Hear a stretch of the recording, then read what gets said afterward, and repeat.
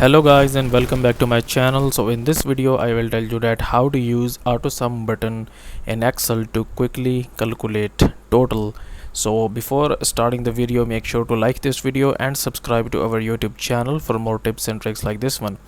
So basically here you can see that we have this column here, and if we want to just quickly sum all of these here, so what we will do here, you will basically click on the cell where you want the sum of all these to appear. So I will select this cell here, and in the home tab here you can see that we have this auto sum option here. Okay, so when you click on this one, it will automatically like suggest you that above this column here we have like these multiple values here.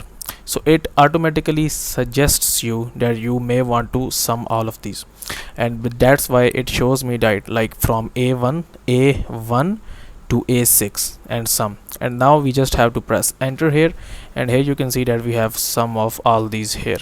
So that's it for this video guys. If you find it useful, kindly like this video and subscribe to my YouTube channel for more tips and tricks like this one, and I will meet you in the next video.